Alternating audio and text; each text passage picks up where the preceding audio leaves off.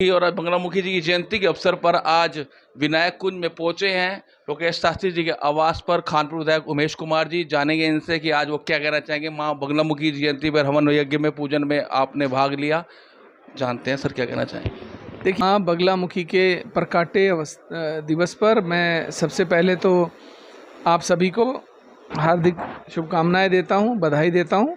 और हमारे पूजनीय आचार्य लोकेश जी को, जो बहुत ही विद्वान और ज्ञाता, और किसी भी एक विषय में जब आप प्रकांड हो जाते हैं तो आपके पास कुछ ना कुछ इस तरीके की शक्तियाँ आ जाती हैं जो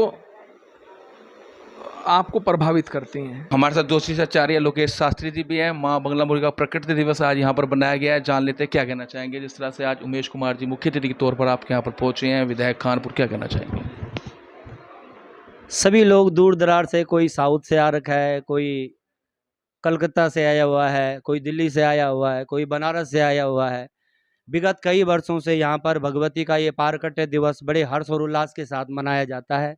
विगत कई वर्षों से, जब से आपने ये चैनल प्रारंभ किया है, तब से आप इस संस्थान की हर एक्टिविटी को देख रहे हैं। हर एक से बढ़कर एक धुरंधर, क्योंकि विद्वान और विद्यावान में बहुत अंतर होता है।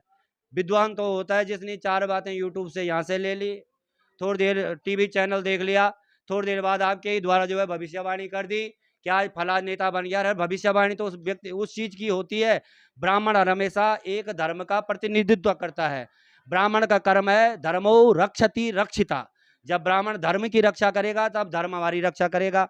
कोई भी भविष्यवाणी विगत जब चुनाव के दौरान तो आपने देख ली तो कि एक तरफा श्रीमान श्री मान्य विधायक उमेश कुमार जी के लिए जो भविष्यवाणी की थी, आपके सामने गौरव गोयल के लिए जो भविष्यवाणी की थी, आपके सामने बहुत सारी ऐसी भविष्यवाणी है। भविष्यवाणी मैं नहीं करता, भविष्यवाणी वो भगवती करवाती है। वो भगवती मेरे से क्या बुलवाती है, क्या करवाती है, मुझे खुद पता नहीं रहता। हमें जो है कई जो शास्त्र ज्योतिषाचार्य होते हैं उनकी भविष्यवाणी गलत हो जाती है, उनके लिए क्या कहोगे।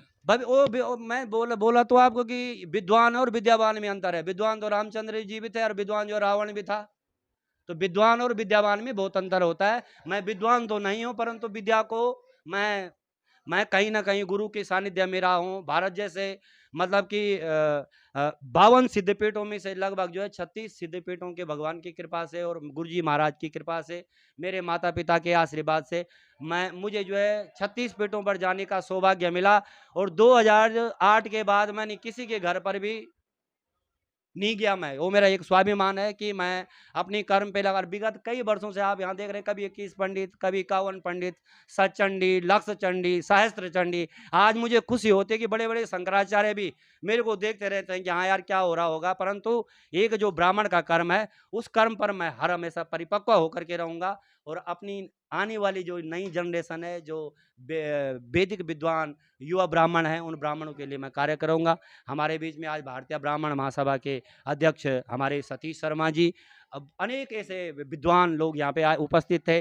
और हमारे मान्य उमेश कुमार शर्मा जी के अंदर तो उनको आज आप पढ़ो, उनका बायोलॉजी पढ़ो, उनको देखो, उनके करीब जब आप जाओगे, उनको जब देखोगे, नहीं कि मैं उनके सामने उनकी तारीफ कर रहा हूँ, नहीं, मैं विगत 2011 से उनको जानता हूं। जिस भी समस्या को लेकर के, मैं अपनी समस्या लेकर कभी नहीं गया, मैं पूछ लो, आप सामने पूछो, परंतु लोगों की मैं सीमांत क्षेत्रों की समस्या लेकर गया। और समस्याएं जो भगवान की दुआ ब्राह्मण को, क्योंकि ब्राह्मण तो हमेशा। शास्त्री जी, आपने पहले भविष्यवाणी करी उमेश कुमार जी के चुनाव को लेकर, जीते। गौरव गोयल जी को भी जैसे बताया आपने, जीते। कई लोगों की भविष्यवाणी करी, तो लोकसभा चुनाव को लेकर क्या कहेंगे इनके लिए आप। वो कान पे बोला हुआ है, क्योंकि वो भविष्यवाणी सार्वजनिक थोड़ी नहीं होती है, वो तो यजमान के कान पे बोलना पड़ता है कि ऐसा होगा। पहले तो आप माइक में वगैरह पता है। वो हो गया जब मतलब कि फाइनल हो गया तो बोलना पड़ता है ना फिर कि कौन से जो सत्ते पे कौन आएगा, राज सिंहासन किसके सर पे आएगा। उस समय भी तो आपका पूरा मीडिया ही था। उस समय उस बाइट को भी तो आप अच्छे ढंग से चलाते। जब मान्य उमेश कुमार जी शर्मा जी विधायक बने थे तो खूब चला लेते पूरे उत्तराखंड के अंदर कि मान्य लो। अब आपकी क्या कह रही है ज्योतिषाचार्य, आपकी विद्या क्या कह रही है, बन सकते हैं। मैंने बोल तो दिया कि 2024 भगवान की कुछ विशेष कृपा होगी। और भविष्यवाणी एकदम इतनी जल्दी नहीं होती।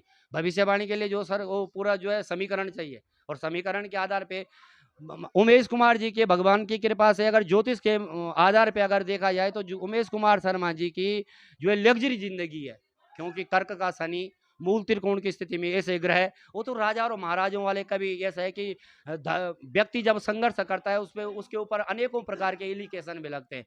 उमेश कुमार शर्मा जी वो व्यक्ति हैं जिन्होंने वाकई में उत्तराखंड जब अलग हुआ था, सीमांत क्षेत्रों को देखो ना आप, यहाँ की राजनीति तो हर कोई व्यक्ति करता है, राजनीति अगर करनी तो वहाँ सीमांत क्षेत्रों में देखो, और वहाँ भी उमेश कुमार शर्मा जी ने कोई पोर्टलों में नहीं आए, वहाँ भी उन्होंने जो है पटल पे रह करके कार्य किए, और उन कार्यों के लिए उनके लिए हर पंडित, हर कोई तांत्रिक हो या हर कोई राजगुरु हो, हर व्यक्ति का उनके लिए जो है दुआएं है, और दुआएं जो है ज्योतिष विद्या के अनुसार जो भगवान की संपूर्ण कृपा, पूर्ण कृपा होगी, बनेंगे। पूर्ण कृपा बनेगी। देखिए साफ तौर पे लोकेश शास्त्री ने कहा है कि जो ज्योतिष विद्या इनकी कह रही है कि 2024 में लोकसभा के जो प्रत्याशी यहाँ चुने जाएंगे, इनकी धर्मपत्नी हो या खुद स्वयं हो, वो यहाँ से चुनाव जीत सकते हैं।